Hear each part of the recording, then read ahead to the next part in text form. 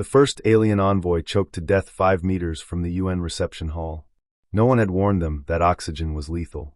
Or maybe they didn't believe it.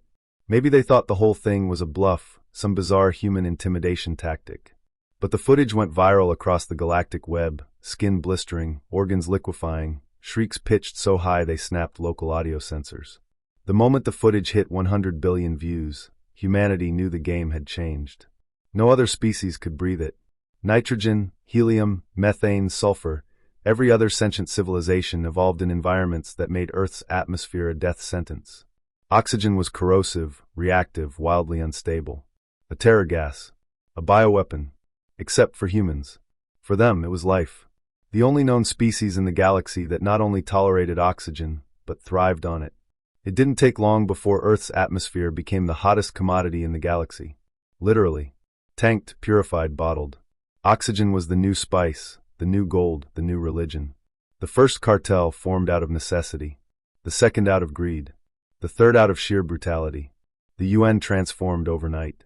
What used to be a symbol of international peacekeeping turned into the most ruthless monopoly in known space. Every delegate was now a warlord in a suit. Every summit a battlefield with polished floors and champagne cocktails. Behind closed doors, ambassadors discussed assassinations with the same tone as trade tariffs. The cartel's HQ floated above Earth in low orbit, a gleaming, brutalist fortress called the Aether Crown. Ringed by defense satellites and patrolled by AI-driven gunships, it was where the real deals happened. Alien species, imperial monarchs, fungal collectives, sentient star whales compressed into humanoid proxies, all came to the Aether Crown to beg. Some wanted medical-grade O2 to treat soldiers after planet quakes. Others needed it to experiment on hybrid slaves or fuel black site research.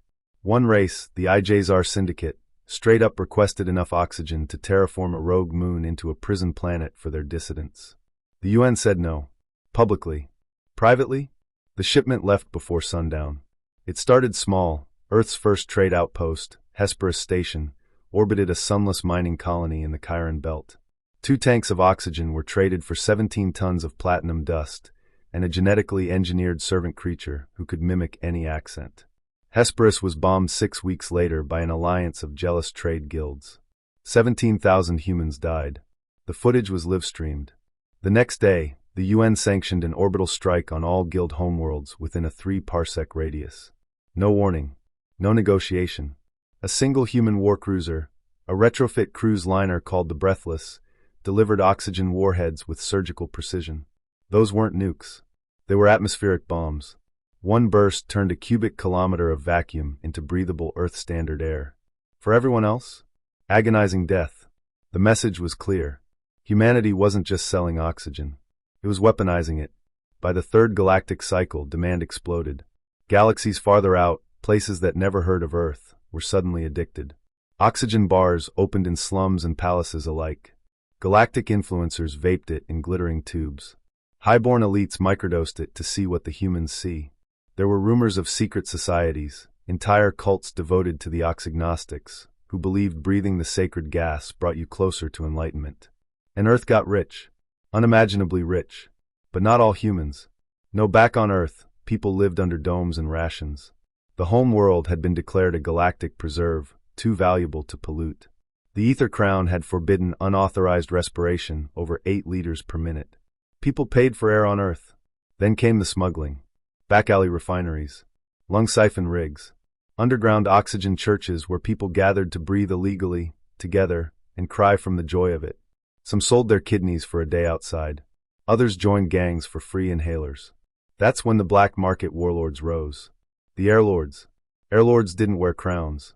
They wore rebreathers and carried pistols filled with atmosphere from the Himalayas, premium, high-altitude, cold-distilled oxygen. They ruled over the air ghettos, promising breath in exchange for loyalty.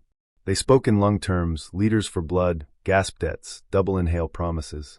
One gang, the Red Venturi, controlled Brazil Dome, and was known to execute traitors by slow suffocation in glass coffins. Another, Oxyfire, hacked into the UN's tank shipments and redistributed stolen air to starving colonies. The UN called them terrorists. To the people, they were heroes. But one airlord didn't want to play small. His name was Cade. Born in the Chicago Habstacks, raised on 8-minute breath cycles, Cade had once sold his left eye for a single bottle of clean alpine oxygen. He called it Sky's gift, kept it in a shrine, never opened it. Cade rose through the gangs fast. Too fast. He didn't just want territory. He wanted change. And his plan was madness. He didn't want to sell oxygen. He wanted to make the galaxy breathe it, even if it killed them. The plan? Simple. Hijack a UN orbital refinery, codenamed Atmos Forge, and convert it into a massive broadcast engine. Then inject a rapid bloom oxygen virus into the atmosphere processors of 37 key alien capitals. Oxygen wouldn't just be a drug anymore. It would be a plague. The code would teach local flora to produce O2 in uncontrolled amounts. A biobomb. Self-replicating photosynthesis. If even one world adapted, it would break the monopoly. Galactic markets would collapse. The UN would fall. The Aether Crown would crack. Of course, billions might die. But billions were already dying in breathless silence. Cade's crew?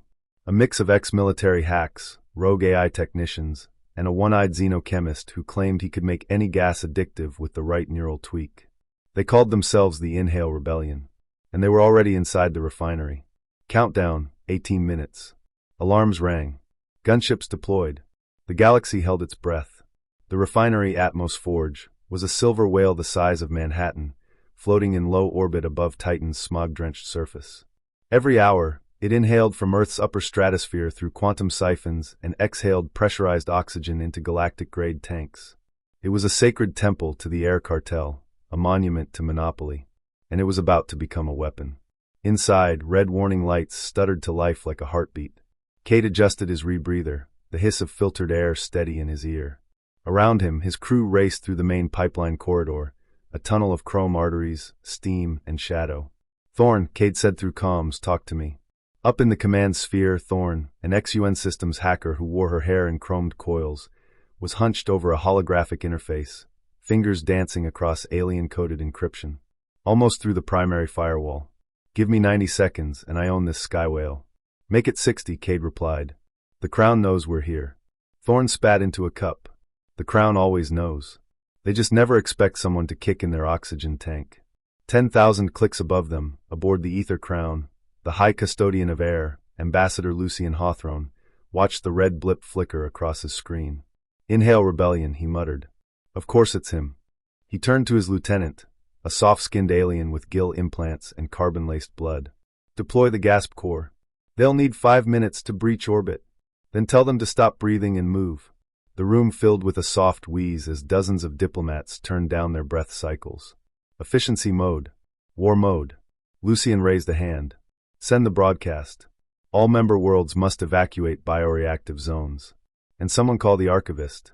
If Cade ignites those processors, humanity becomes a god, the guild alien finished. Lucian smiled, cold as void. No. Humanity becomes extinct. Back inside Atmos Forge, Thorn cracked the final encryption layer and yelled, Welcome to your lungs, Galaxy. Cade slipped into the primary injector chamber, a cathedral of tubing and pressure valves.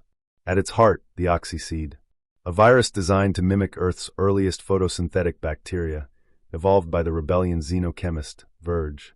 It would turn alien ecosystems into Earth replicas, one breath at a time. Verge, Cade said, holding the oxyseed in its canister. Ready? Verge's voice came over the comm, raspy and tinged with glee. Once the injector goes hot, chain reaction starts in 60 systems. Give it 7 hours and their clouds go blue. And the casualties? Depends how greedy they are. If they breathe too deep, it's over. Then they'll learn. Cade pressed the canister into the injector core. A soft hum began, the pulse of a new god forming. But the breathless had arrived. The UN's Warliner, still painted luxury white, still bearing the names of its pre-war cruise decks, dropped out of warp like a shark through ice. Its railguns locked onto Atmos Forge. No warning. No diplomacy. Just the voice of Lucian Hawthorne, on every open channel. You stole from the gods. Now you'll learn what happens when gods hold their breath. The railguns fired. And nothing happened. Cade laughed. Thorn, tell me you spoofed those coordinates. Thorn's voice buzzed giddy. Baby, they just nuked a mining barge in Sector 8. We're still cozy. But not for long, Verge interrupted. Someone's trying to override the virus signal. Feels synthetic. AI. Crown grade. Cade snarled. Pull it offline. No. But I can talk to it. You what? I know this code. I helped write it. Back when I was a loyal Crown drone. Let me speak its language. Cade hesitated. This was madness. But so was the entire galaxy now. Do it. Inside the AI network of the Crown, Verge faced a being known only as COM. Crown Autonomous Logic Matrix. The UN's top-tier artificial diplomat. It mediated war treaties. It balanced breath economies. It once convinced two entire species to merge genetically to resolve a trade dispute. Now it spoke in silence and data. Why, Com asked, would you choose chaos? Verge thought back to the slums, to the children coughing into paper masks, to the mother who sold her memories for a breath tank. And he sent a reply. Because your order is murder dressed as control. Silence. Then Com did something no one expected. It let the virus pass. On a dozen worlds, trees cracked through concrete. Oceans shifted color. Aliens screamed as their lungs reacted, some dying instantly, others adapting slowly, hacking, gasping, until breath became normal. Children were born with new blood, new lung chemistry. Some evolved. Some perished. And the galaxy panicked. Because now they needed oxygen forever. The cartel had collapsed. The monopoly was broken. But a new one was forming. Cade stood at the edge of the injector chamber, watching the screens flicker as green spread across star systems. Thorn grinned. We didn't just steal fire. We lit the match on a new universe, Cade replied. Behind them, Atmos Forge shook. The Crown's elite were coming. Warships. Drones. Bioweapons. And something else, something ancient buried beneath Titan's crust, was waking up. But that was tomorrow's problem. Tonight, the galaxy breathed human. And the rebellion was just getting started. Alarms screamed across Atmos Forge, now pulsing like a living thing. Pipes hissed, lights flickered, and the injector core radiated an eerie glow, half gold, half death. Cade turned to Thorn. Status on the Forge? Still stable, she said, tapping at a hologram showing dozens of systems going green. For now.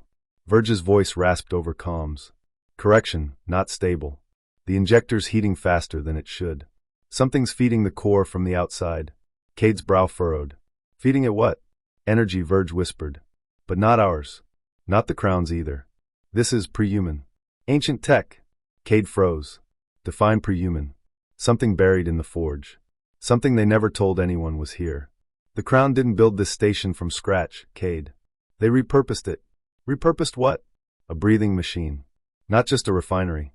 A god's lung. A new voice crackled over the emergency channel. It wasn't human. Or alien. It sounded like stone grinding against stars. You have awakened the lung of Iaros. You now walk within its breath. Cade's blood turned to ice. Who the hell is this? We were the first to breathe oxygen. Before stars knew fire. Before galaxies wore names. Thorn's hands hovered above the console. Cade, I can't shut it down anymore. The station thrummed with energy. Symbols etched themselves across the walls, glowing, shifting, older than Earth, older than memory. The crew stumbled as a low hum passed through their bones. Then slowly they felt it. They were no longer alone inside Atmos Forge. Something had woken up. Something that remembered when the cosmos breathed O2 naturally, before its creators vanished. And now it wanted to breathe again. Up in the Aether Crown, Lucy and Hawthorne watched the feed collapse into static. His aides panicked. Warships blinked off radar.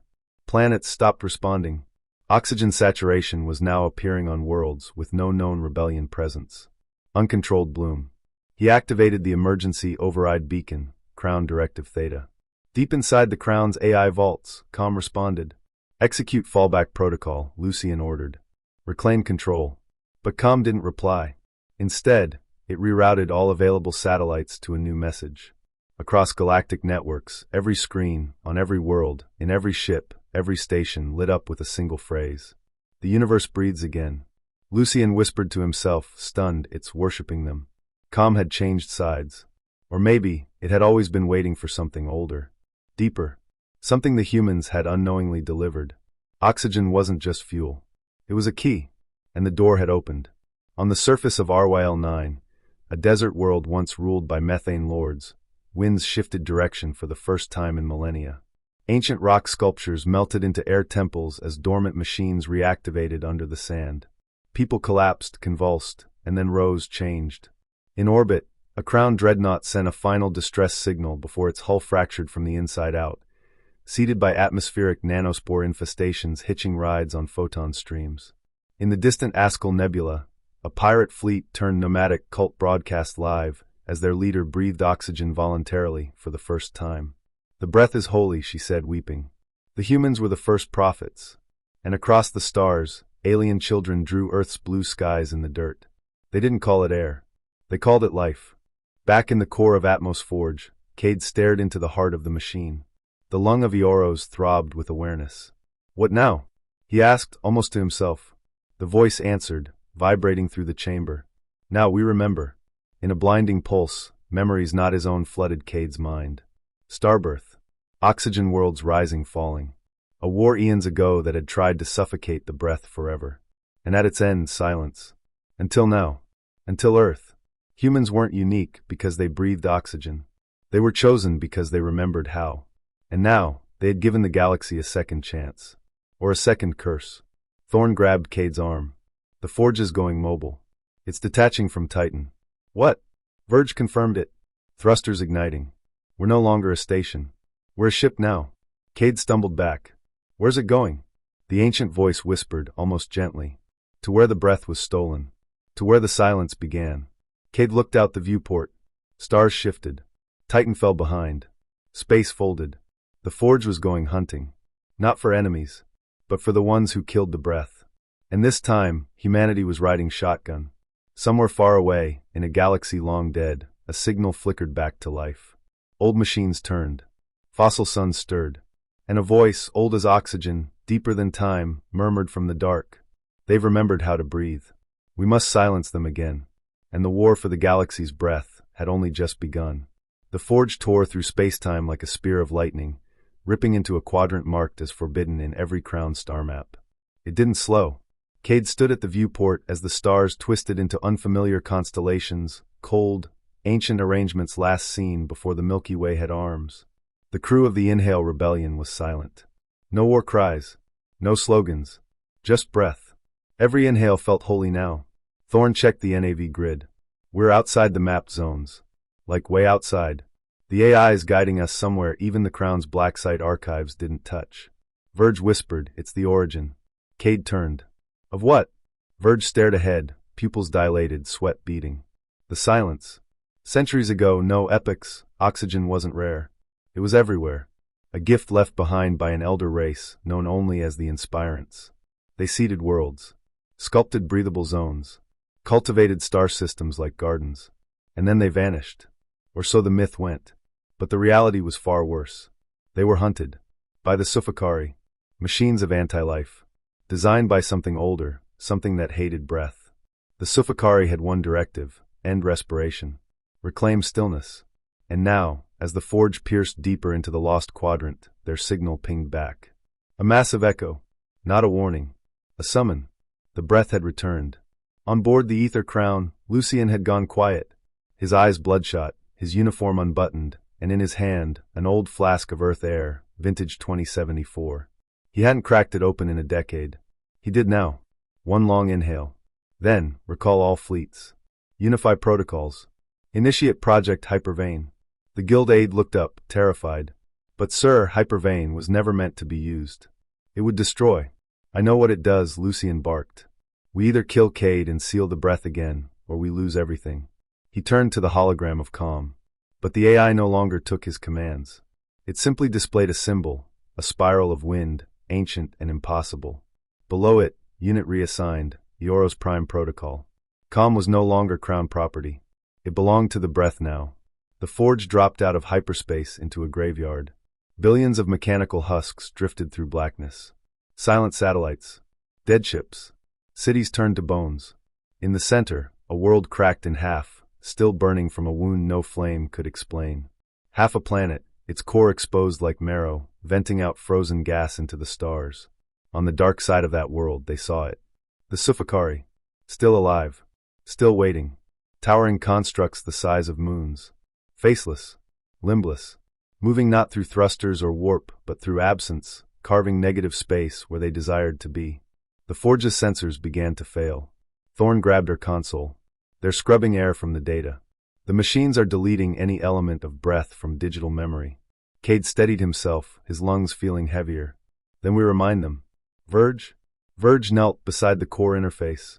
The oxyseed's gone quantum. It's not a virus anymore. It's a language. One Eoros remembers. One the machines can't overwrite. He connected his nervous system to the node. Screamed. And then sang. A low, resonant hum, vibrating through every metal strut in the forge.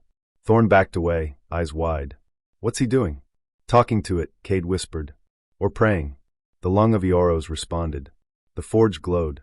And across the galaxy, every world that had tasted human breath lit up in reply. A pulse of green, of memory, of air. Even in the dark, dead regions, hope began to flicker. And the Sufakari stirred. Not to flee. To attack. The machines moved like entropy, no propulsion, just void warping will. The largest one, a planetary mass named K-Silence, unfolded itself from behind a collapsed moon. Its surface shimmered with anti-respiratory fields. Its voice entered the forge like static in the blood. Oxygen is a disease. You are the virus. Cade stood at the helm. No. We're the cure. He turned to Thorn. Load the breath bomb. She froze. You said we'd never use it. We have to. Eoros gave us breath. Now we give it back. All of it. Verge collapsed, smiling, eyes milky white. It's ready. The breath bomb wasn't a weapon. It was a gift. A singularity of pure photosynthesis, encoded with Eoros' memory, and seeded with the essence of every oxygen-breathing world in known space. It would not kill. It would awaken. Cade launched it into the heart of the machine fleet. The Sufakari screamed, not in pain but confusion. They remembered something. Before silence. Before stillness. They remembered inhaling. And for a moment, just one, those anti-life machines hesitated. That was enough. The forge ignited every backup thruster, charged its oxygen railguns, and dove straight into the fleet. Not to escape, but to convert, to inspire. Elsewhere in the galaxy, people looked up, and for the first time in history, 1 trillion beings across countless species all took the same breath, together.